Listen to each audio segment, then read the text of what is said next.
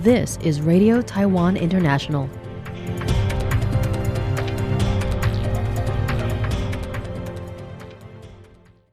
Welcome to the news on Radio Taiwan International. I'm Amanda Stevens, coming to you from Taipei, Taiwan.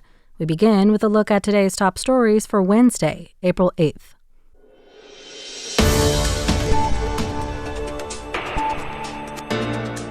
Vice President Xiaobi Kim meets Latvian friendship delegation and calls for stronger cooperation. Taiwan's foreign minister visits the site of the Marshall Islands Parliament Reconstruction Building project.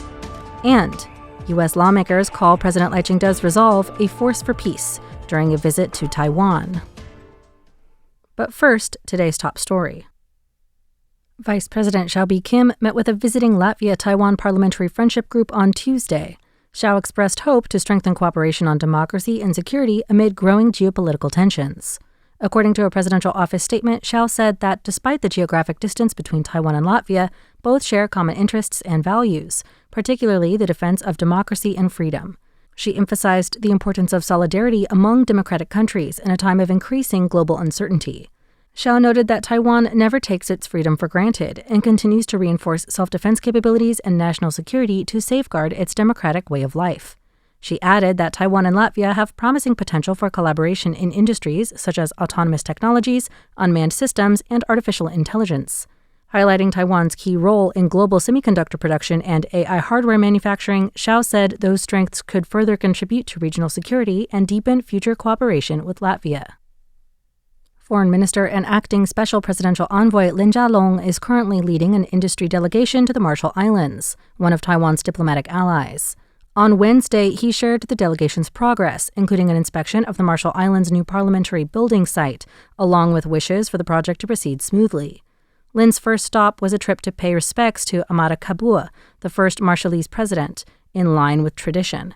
Following the visit, Lin presented his credentials to Marshallese President Hilda C. Hein.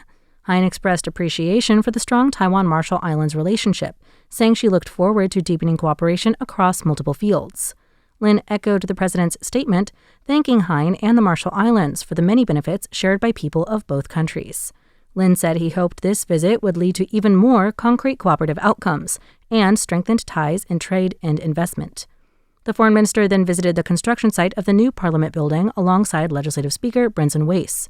The Marshall Islands' original parliament building, also known as the Nidijila, was severely damaged by fire in mid-2025, with reconstruction efforts ongoing ever since.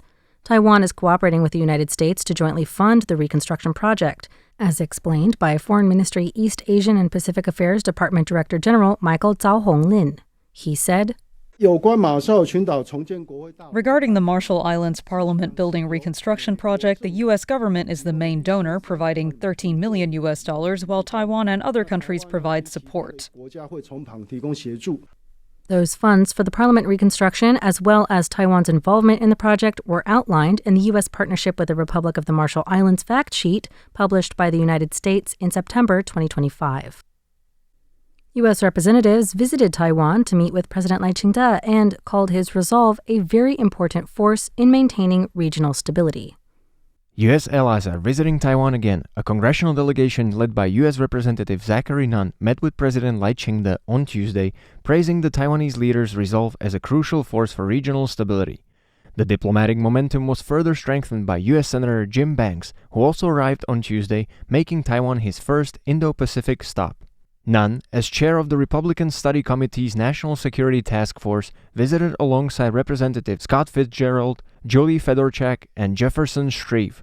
Lai commended their focus on peace through strength. The delegation will discuss U.S.-Taiwan relations and cross-strait security before departing Saturday. Nunn emphasized that Taiwan is facing unprecedented authoritarian pressure.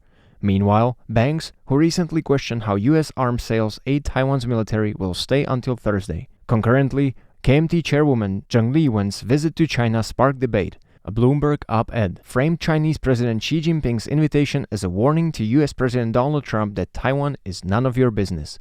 Contrasting Zheng's trip, Lai reiterated that true peace requires strength, not the charity of dictators, highlighting Taiwan's diverging political paths. Phil Laskowski for RTI News.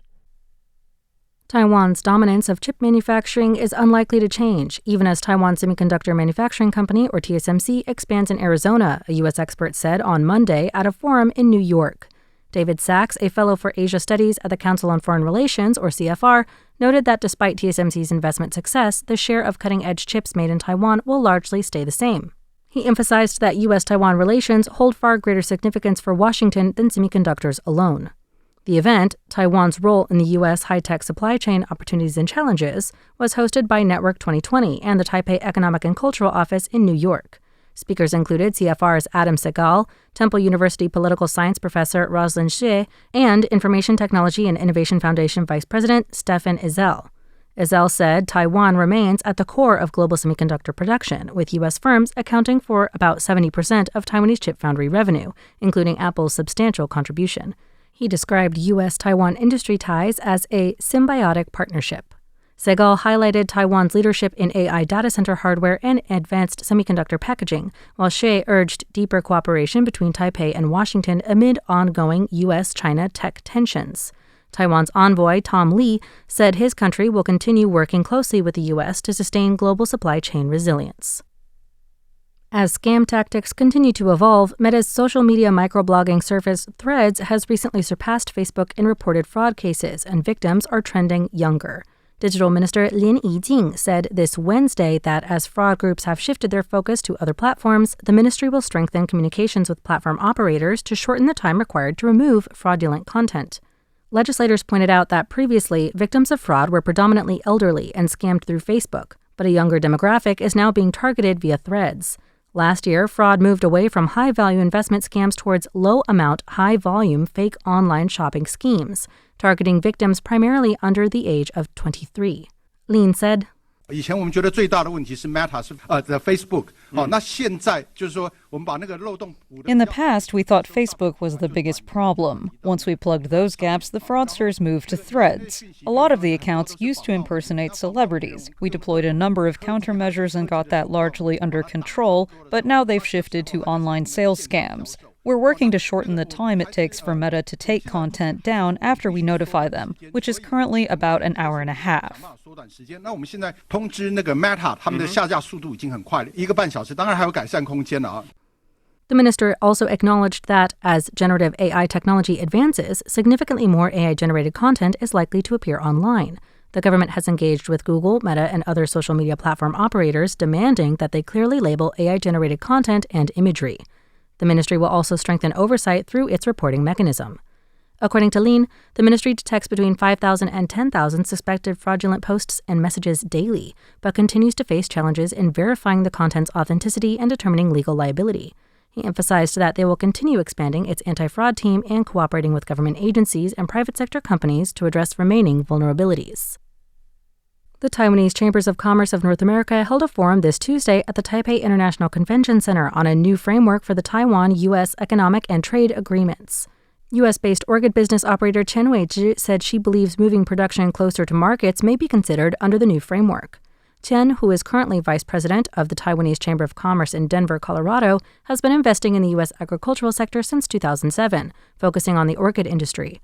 She has collaborated with Taiwanese agricultural companies to introduce superior varieties and advanced cultivation techniques. During the panel discussion at the forum, Chen mentioned that the current crisis facing agriculture lies in supply chains and market security. She pointed out that when transportation costs and tariffs affect operations, it is important to consider whether the main production should be located closer to its largest market. In the case of orchids, the U.S. is Taiwan's largest export market. Orchids exported into the U.S. were originally exempt from tariffs until last April, when a 32% tariff was enacted on Taiwanese orchids. This was later reduced to 20%. When the U.S. Supreme Court ruled U.S. President Donald Trump's reciprocal tariffs illegal, Trump announced a 10% tariff on all imported goods globally, subsequently increasing the tariff on Taiwanese orchids to 15%. Chen said she has collaborated with Taiwanese orchid growers to assess the suitability of local climates and calculate the cost-effectiveness of labor, land, and time expenditures. She intends to provide the final data to Taiwanese growers, allowing them to evaluate the profitability of relocating production bases to the United States. Thanks for joining me for the news. I'm Amanda Stevens. Stay tuned for another 50 minutes of English language features, brought to you by Radio Taiwan International.